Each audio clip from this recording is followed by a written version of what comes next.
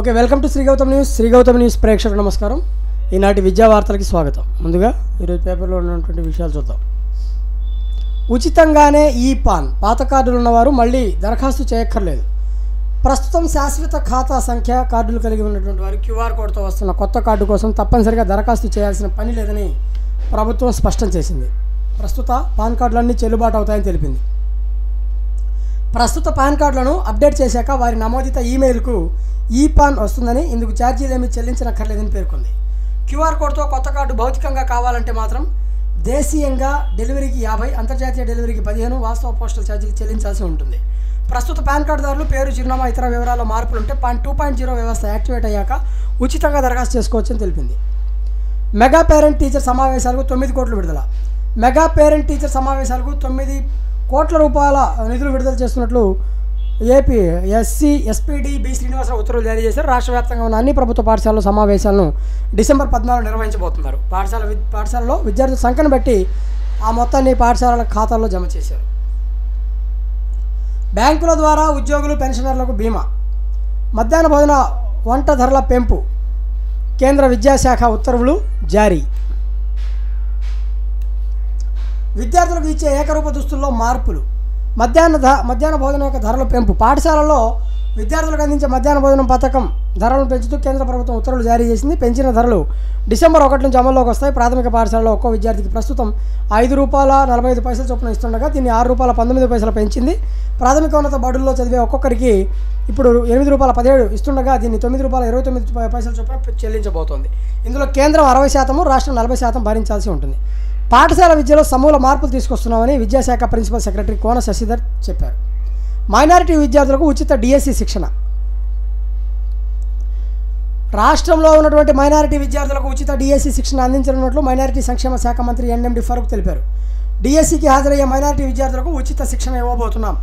ఆసక్తి గల అభ్యర్థులు www.apcedmmwd.org వెబ్సైట్లో దరఖాస్తులు చేసుకోవాలి. విజయవాడలోని భవానీపురంలో ఉన్న మైనారిటీ డైరెక్టర్ కార్యాలయంలో కూడా దరఖాస్తులు ఇవ్వచ్చు. వివరాలకు 08662970567 నంబర్లో సంప్రదించని సూచించారు. దూసుకొస్తున్న ఫెంగల్ తుఫాన్గా బలపడిన తీవ్ర వాయుగుండం. వెబ్సైట్లో డిఎస్సి సిలబస్. విద్యా సంస్థల్లో సుప్రీం తీర్పు అమలుకు ఏం చర్యలు తీసుకున్నారు, పూర్తి వివరాలతో కౌంటర్ దాఖలు చేయండి అని ప్రభుత్వానికి హైకోర్టు ఆదేశం. రాష్ట్రంలో ఉన్న అన్ని విద్యా సంస్థలు అగ్నిమాపక పరికరాలను తప్పనిసరిగా ఏర్పాటు చేయాలంటూ సుప్రీంకోర్టు ఆదేశాలు అమలు చేసేందుకు ఏం చర్యలు తీసుకుంటున్నారో చెప్పాలని హైకోర్టు బుధవారం రాష్ట్ర ప్రభుత్వాన్ని ఆదేశించింది. పూర్తి వివరాలతో కౌంటర్ దాఖలు చేయాలని తదుపరి విచారణను 4 వారాలకు వాయిదా వేసింది. ఈ మేరకు ప్రధాన న్యాయమూర్తి జస్టిస్ ధీరజ్ సింగ్ ఠాకూర్, న్యాయమూర్తి జస్టిస్ చీమలపాటి రవి ధర్మాసనం ఉత్తర్వులు జారీ చేసింది. రాష్ట్రంలోని అన్ని ప్రభుత్వ, ప్రైవేటు పాఠశాల, కాలేజీల్లో అగ్నిమాపక పరికరాలను ఏర్పాటు చేయడంతో పాటు వాటిలో పనిచేసే బోధనేతర సిబ్బంది పూర్వాపరాలపై పోలీసులు ఎప్పటికప్పుడు తనిఖీ చేయాలంటూ సుప్రీంకోర్టు ఇచ్చిన తీర్పును రాష్ట్ర ప్రభుత్వం అమలు చేయడం లేదని, అందువల్ల ఈ దిశగా తగిన ఆదేశాలు జారీ చేయాలని కోరుతూ help the people charitable trust managing trustee Keethineedi Akhil Sri Guruteja హైకోర్టులో ప్రజా ప్రయోజన వ్యాజ్యం దాఖలు చేసిన విషయం తెలిసిందే. ఈ వ్యాజ్యంపై బుధవారం సీజే ధర్మాసనం విచారణ జరిపింది. సచివాలయాల శాఖ యాప్లో వాలంటీర్ల హాజరు ఆప్షన్ తొలగింపు. గ్రామ వార్డు సచివాలయాల శాఖకు సంబంధించిన మొబైల్ యాప్లో వాలంటీర్లు హాజరు వేసుకునే ఆప్షన్ ప్రభుత్వం తొలగించింది. ఇప్పటిదాకా గ్రామ వార్డు సచివాలయాల శాఖ మొబైల్ యాప్లో వాలంటీర్లు హాజరు వేసుకునే వెసులుబాటు యథావిధిగా కొనసాగింది. అయితే ఈ నెల 20న మంత్రి బాల వీరాంజనేయ స్వామి శాసనమండలిలో రాష్ట్రంలో వాలంటీర్లు ఉనికిలోనే లేరని ప్రకటించాక అధికారులు యాప్ నుంచి వాలంటీర్లు హాజరు వేసుకునే ఆప్షన్ పూర్తిగా తొలగించినట్లు వాలంటీర్ల సంఘం ప్రతినిధులు తెలిపారు. బోధన ఇలా ఉంటే ఫలితాలు ఎలా? అడిగిన ప్రశ్నలకు సమాధానాలు చెప్పలేకపోయిన విద్యార్థులు, ఉపాధ్యాయులపై డీఈఓ ఆగ్రహం. విద్యార్థితో పాఠం చదివిస్తున్న డీఈఓ రమేష్ అడిగిన ఏ సబ్జెక్టులోని ప్రశ్నకు కూడా 9, 10 తరగతి విద్యార్థుల నుంచి సరైన సమాధానాలు రాలేదు. దీంతో అసహనానికి గురయ్యారు డీఈఓ రమేష్. ఈ రీతిలో బోధన జరిగితే విద్యార్థులు నష్టపోతారంటూ బుధవారం తునిపట్టణం బ్యాంకు కాలనీ పురపాలక ఉన్నత పాఠశాల ఉపాధ్యాయులపై ఆగ్రహం వ్యక్తం చేశారు ఆయన. పాఠశాలలో ఫరాక్ రాష్ట్రీయ సర్వేక్షణ 2024 పరీక్ష కోసం ఫీల్డ్ ఇన్వెస్టిగేటర్కు జరిగిన శిక్షణా కార్యక్రమాన్ని పరిశీలించేందుకు డీఈఓ రమేష్ విచ్చేశారు. ఈ సందర్భంగా పాఠశాలలోని పలు తరగతులను పరిశీలించి విద్యార్థులతో మాట్లాడారు. వారికి ఆంగ్లం, లెక్కలు, తెలుగు సబ్జెక్టులకు సంబంధించి పలు ప్రశ్నలు సంధించారు. ఎవరూ కూడా సంతృప్తికరంగా సమాధానాలు చెప్పలేదు. ఆశ్చర్యపోయిన డీఈఓ బోధన ఇలా ఉందేంటంటూ ఉపాధ్యాయులపై ఆగ్రహం వ్యక్తం చేశారు. బోధన విషయంలో నిర్లక్ష్యం వద్దంటూ హెచ్చరించారు. ఉపాధ్యాయులు అంకిత భావంతో బోధించాలని, విద్యార్థులు కూడా బాగా కష్టపడి చదవాల్సి ఉందని డీఈఓ అన్నారు. మధ్యాహ్న భోజన నాణ్యతను అడిగి తెలుసుకున్నారు. తేటగుంట జడ్పీ ఉన్నత పాఠశాలను కూడా సందర్శించి విద్యార్థులతో ముచ్చటించారు.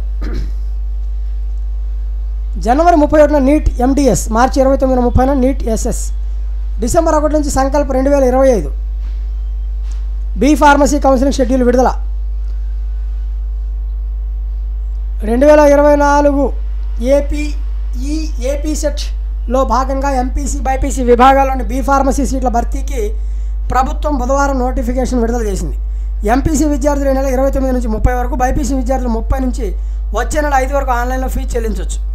అవే తేదీల్లో ఆఫ్లైన్ ఆన్లైన్ సర్టిఫికేట్ల పరిశీలనతో పాటు ప్రవేశాలు ప్రారంభమవుతాయి. డిసెంబర్ 4న ఎంపీసీ, 11న బైపీసీ అభ్యర్థులు సీట్ల కేటాయింపు ఉంటుంది.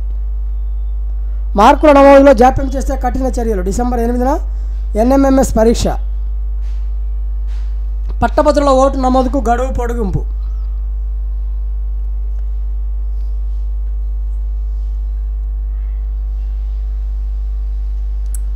కింద ఎందుకు కూర్చుంటున్నారు? అనంతపురం. తరగతిలో విద్యార్థులు కింద ఎందుకు కూర్చుంటున్నారని ఆర్జేడీ శామ్యూల్ ఆరా తీశారు. పాఠశాల విద్య ఆర్జేడీ శామ్యూల్ బుధవారం ప్రాథమిక పాఠశాల తనిఖీ చేశారు. విద్యార్థులకు బెంచీలు ఎందుకు లేవని అడిగారు. విద్యార్థులకు అవసరమైన బెంచీలు సరఫరా చేయడానికి ప్రభుత్వం సిద్ధంగా ఉందన్నారు. పాఠశాలలో ఎలాంటి సమస్య ఉన్నా తమ దృష్టి తెస్తే పరిష్కరిస్తామన్నారు. సెలవులపై పరిమితి ఎత్తివేయాలి.